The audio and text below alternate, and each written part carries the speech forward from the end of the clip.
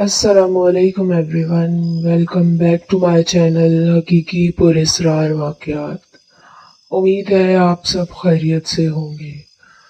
आज की जो कहानी है वो सच्ची कहानी है और ये कहानी बहुत इंटरेस्टिंग और बहुत खौफनाक होने वाली है, तो कहानी को एंड तक लाजमी सुनिएगा। और जो लोग कमज़ोर दिल के हैं वो इस कहानी को ना सुने। कहानी को एंजॉय करने के लिए हैंड फ्री लगा के और आंखों को बंद कर लें, ताकि इस कहानी में मौजूद कैरेक्टर्स को और जो वाक़यात इसमें पेश आए हैं उन्हें आप महसूस कर सकें।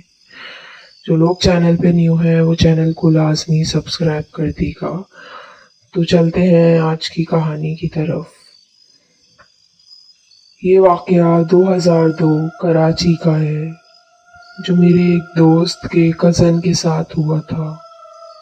वो जिस घर में रहते थे उसके सामने सिंगल रोड और सामने कब्रिस्तान की दीवार थी। उसके घर के फर्स्ट फ्लोर से तमाम कब्रें नज़र आती थीं। उसके घर में भी काफ़ी ख़तरनाक और तंग करने वाले असरात थे।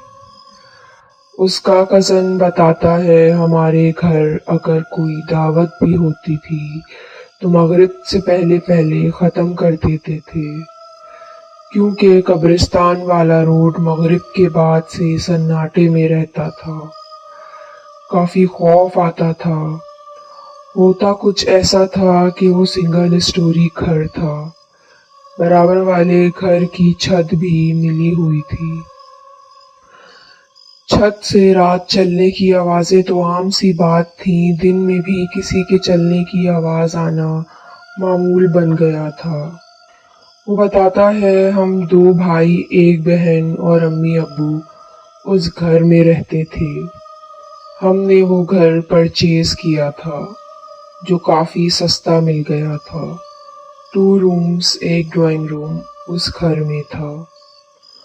रात को जब वो लोग अपने रूम में सोते तो ऐसा फील होता जैसे बाहर वाले गेट से कोई अंदर आया हो और पूरे घर में और छत पे चक्कर लगा रहा हो।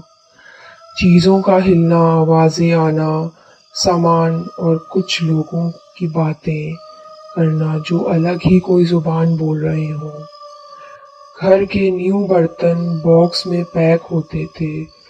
जब हम सुबह उठते तो वो यूज हुए मिलते थे।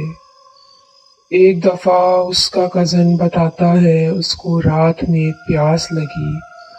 तकरीबन 2 बजे का वक्त था। वो पानी का ग्लास लेने किचन की तरफ जा ही रहा था।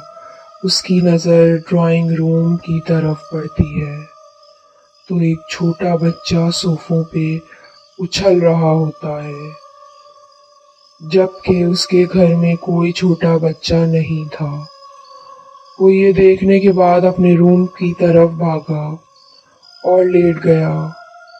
उसने ये बात अपने घर वालों को नहीं बताई, क्योंकि बहन, भाई और अम्मी डर ना जाए।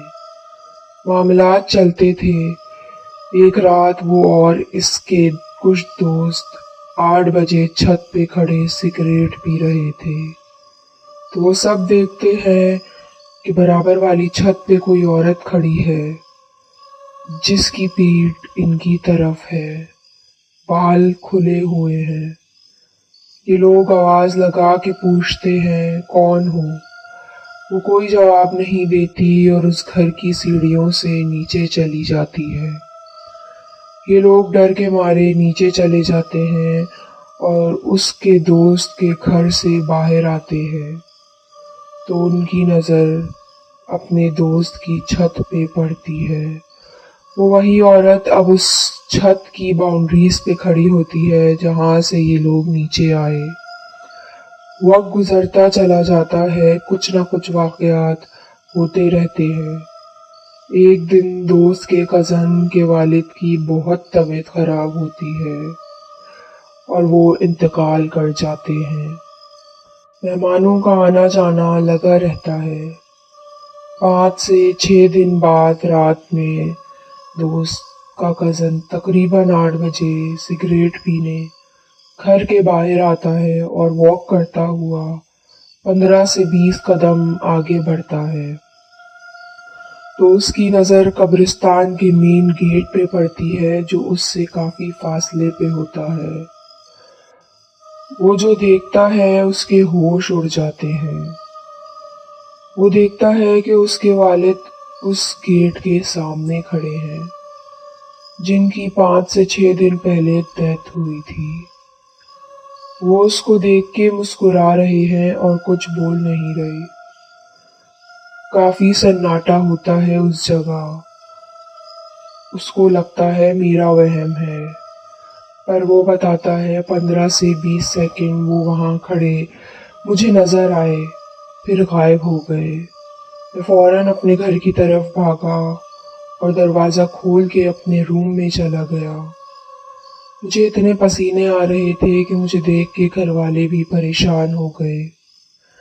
मैं उनको ये बात बता ही रहा था कि घर की लाइट चली गई और जोरदार मेन गेट पे किसी के टकराने की आवाज आई, जो सबने सुनी। किसी की हिम्मत नहीं हुई कि गेट तक जाए। फिर ऐसा लगा कि कोई घर के अंदर आया है और छत पे गया है।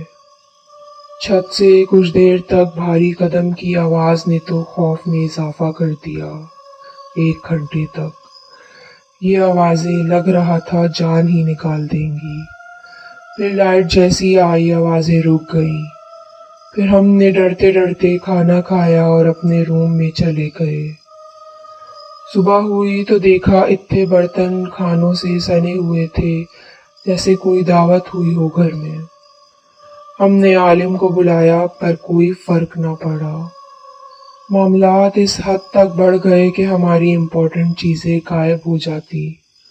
हम जब सो के उठते तो हमारे चेहरों पे निशान होते, जैसे किसी ने नोचा हो। दीवारों पे खून की छींटे, कभी कभी तो गंदे कपड़े भी गैलरी से मिलते, जो हमारे घर के नहीं होते थे।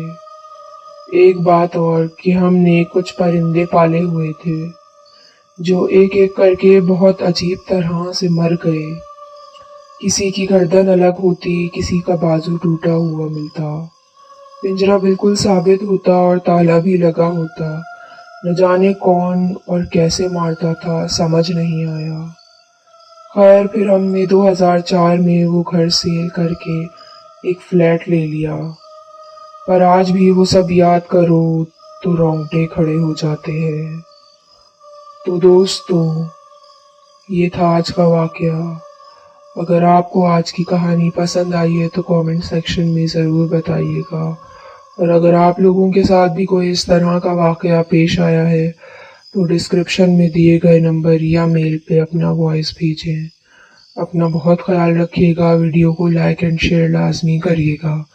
अल्लाह हाफिज़।